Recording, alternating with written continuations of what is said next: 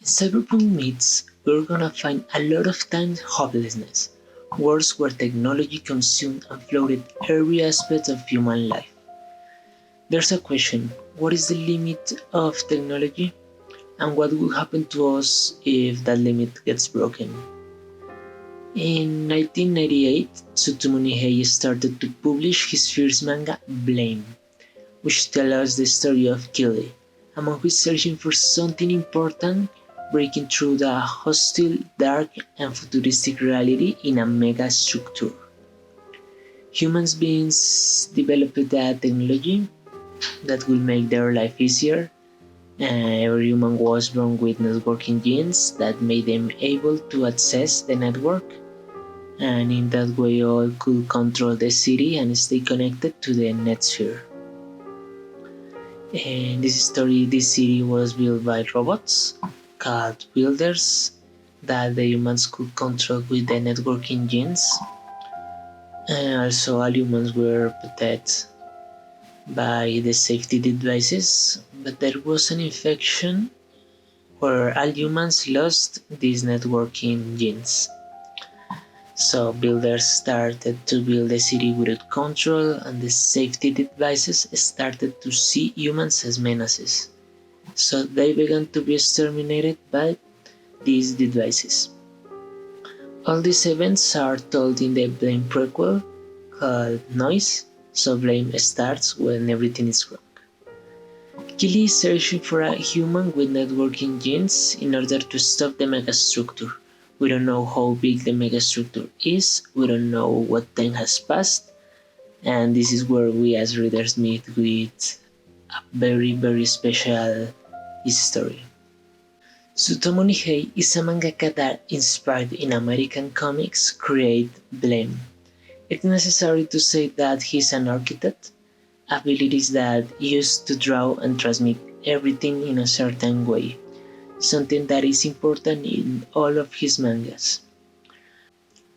When you face this manga, it's easy to feel the loneliness, the silence in all the walls, stairs, structures, buildings, hallways, and rooms. It's just Kili walking through all of these places, searching without clues about if there even exists a human with networking genes. You lost any perception of time and space. Easily between panels could have passed an hour or a year, and the megastructure could be as big as Jupiter orbits, something that escapes our imagination. It is when we ask if the searching of Kili is worth continuing, sometimes without any advance. This makes me think at what point it's important to give up with our goals when those goals are all we are. Seems like Kili goal sometimes drives him to solitude. He just needs to keep going through the structure, and that's why he doesn't take care of anyone, and we can see him as an indifferent and cold person through all the manga. But he met an important character for the story, and this character played an important role in Kili's goal. Her name is Chibo, and the first time we see her she looks horrible, but she recovered a beautiful appearance. We don't know about the past of Kili, but we know about the past of Chibo. She was a scientist that was trying to recreate networking genes, but the experiment went wrong, and that's why her appearance the first time we saw her. The importance of Shibo in a journey where nothing matters but the goal is to do what Kili can do in the dark and difficult moments, because besides the silence and the loneliness, the manga has a lot of action moments.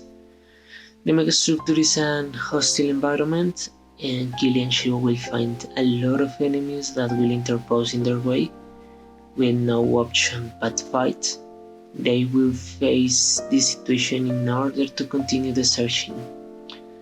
And to stand out some antagonists, there exist some beings called silicon beings that have the objective of control the megastructure so that they will eliminate all trace of humanity. And here we can see the talent of the mangaka, only not for drawing buildings and scenarios, also designing really horrible but amazing antagonists. It is necessary to say that every situation the protagonist is involved sometimes could end in nothing, and that's the essence of this story. In all the silence, loneliness, hostile environment, in all the dark, it's important not being still. Maybe you will find someone to accompany you or not. What really matters is to keep going. And all this idea, you can join the art of Tsutomu Nihei, and you have an amazing manga that I personally recommend to read, even if you don't like the story, just to admire the awesome art that has make it worth of looking. If you want something else from this author, I recommend you Knights of Sidonia, Noise, and Blend 2. That is a one shot.